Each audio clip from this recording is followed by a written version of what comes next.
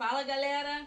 Hoje vamos dar início ao terceiro tópico de biblioteca do edital para auxiliar administrativo da UFRJ no concurso de 2015.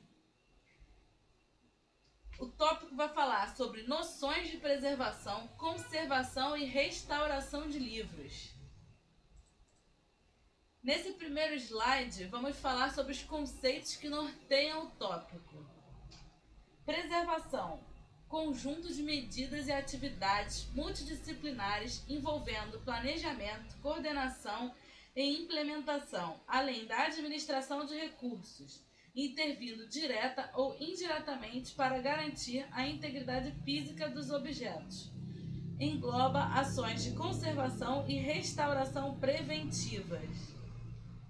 Conservação preventiva são métodos que tentam garantir a durabilidade dos acervos, como o diagnóstico, o estudo e o controle de todas as causas de deterioração, como, por exemplo, o monitoramento e controle das condições ambientais das áreas de guarda do acervo.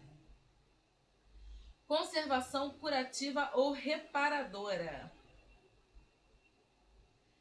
é a adoção de procedimentos técnicos para garantir a estabilização do dano que um documento já possa ter sofrido, como, por exemplo, a higienização, o acondicionamento e pequenos reparos, tais como enxertos, obturações, consolidação de capas, restauração de lombadas, enfim. Trata da adoção de procedimentos emergenciais que garantem uma liberação rápida da obra para os usuários. Restauração é um conjunto de ações interventivas que atuam não só fisicamente, mas também quimicamente nos objetos. Seu objetivo é ultrapassar a estabilização de algum dano sofrido pelo objeto, já que também tenta dar ao documento um pouco de sua aparência original, sendo respeitada sempre os princípios da removibilidade e da retratabilidade dos procedimentos executados, garantindo assim a integridade da obra. Degradação por processos físico-químicos. A degradação física do papel, assim como de qualquer objeto orgânico e inorgânico, ocorre quando seu comportamento é modificado sem alteração da sua composição química. Ou seja, quando a degradação não atinge a estrutura da matéria. Assim, a durabilidade dos objetos também está intimamente ligada a esse tipo de degradação e representa sua capacidade de resistir à abrasão e à ruptura. No caso do papel, os processos físicos ou físico-químicos de degradação são provocados principalmente pelos seguintes agentes: iluminação, temperatura, umidade relativa, poluição, ações do homem, desastres ocasionados por fogo ou água. A acidez e a oxidação são os maiores processos de deterioração química da celulose. Também há os agentes físicos, no caso, responsáveis pelos danos mecânicos nos documentos. Os mais frequentes são insetos, roedores e o próprio homem.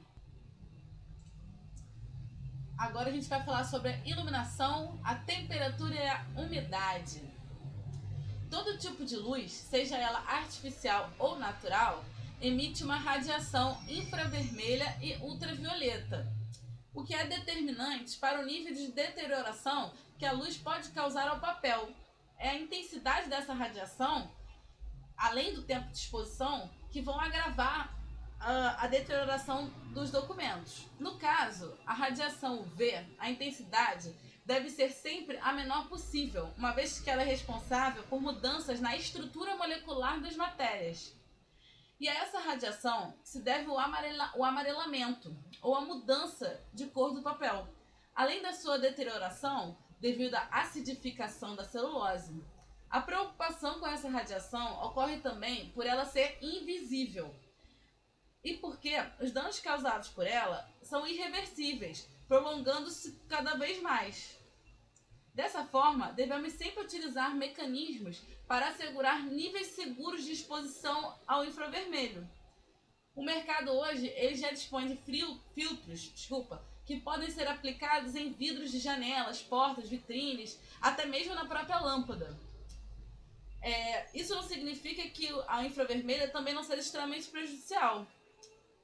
Ela é responsável pelo aumento da temperatura, causando danos como perda da cor, rachadura, além de alterações químicas. Agora, já falando sobre a temperatura, como o papel ele é um composto orgânico, ele também é muito vulnerável às variações de temperatura e umidade relativas do ambiente. Esses dois fatores podem gerar processo químico de degradação, como a oxidação e a hidrólise, que destroem as cadeias da celulose, tornando o papel frágil e quebradiço. Em ambientes com temperaturas mais baixas, a degradação química é reduzida, mas a adoção de sistemas de ar-condicionado não é suficiente para criar as condições ideais de preservação de um acervo. Além disso, a maioria das instituições não tem recursos suficientes para manter esses sistemas em funcionamento. Principalmente porque o funcionamento deveria ser permanente. Eles precisam, e a maioria das instituições desligam o ar quando vão embora, quando saem. Porque o custo da manutenção ele é muito elevado. Então, quando esses sistemas eles são desligados à noite, seja quando ocorre uma pane ou variações de temperatura, decorrente da interrupção, pode gerar mais risco ainda ao acervo do que uma temperatura um pouco mais alta. Ou seja, as variações bruscas de temperatura que vão ser mais prejudiciais ao acervo. Agora, já entrando um pouco na umidade, mais ainda do que as variações de temperatura, o que prejudica os acervos é a umidade relativa do ar. E portanto, o controle desse fator que tem que ser prioritário. Em 1 metro cúbico de ar atmosférico, existe sempre uma pequena quantidade de água. No caso, ela vai estar no formato de vapor. Isso é denominado de umidade absoluta, grama por metro cúbico. Essa quantidade de água ela pode variar bastante, sendo que existe um limite para que essa variação ocorra sem provocar uma condensação. Ou seja, transformar o vapor em água. Essa grandeza deve-se, então, ao nome de umidade relativa do ar. Assim, quando o ar encontra-se no limite de gotejar, é porque a umidade relativa chegou a 100%.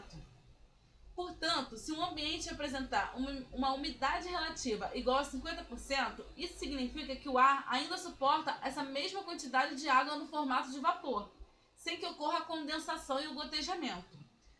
Quanto mais elevada a temperatura, maior a quantidade de água que o ar suportará. Em contrapartida, um resfriamento brusco pode diminuir essa capacidade e poderá promover a condensação do vapor. Sendo assim, se houver um ambiente fechado, mesmo que a quantidade de água não se altere, mas a temperatura sim, ainda assim a gente pode encontrar água nos objetos. Bom, se a temperatura subir, por exemplo, o objeto pode perder água para o ambiente, promovendo o reequilíbrio da umidade, mas provocando um ressecamento naquele determinado tipo de material. No caso do papel, tal processo promoveria a quebra das fibras de celulose, o que prejudica muito a integridade do documento. Porém, se a temperatura baixar, pode ocorrer uma absorção da água do ambiente pelo objeto, o que também colocaria em risco. No caso de um acervo de papel, uma maior absorção de água faria as fibras de celulose incharem, o que vai promover a deformação do documento. Por todas essas razões, muitas instituições adotaram o uso de desumidificadores, visando controlar a umidade relativa do ar e mantê-la numa média menos agressiva para cada tipo de acervo. Poluição ambiental. Esse tipo de degradação pode dar-se por meio de poluentes particulados ou poluentes gasosos.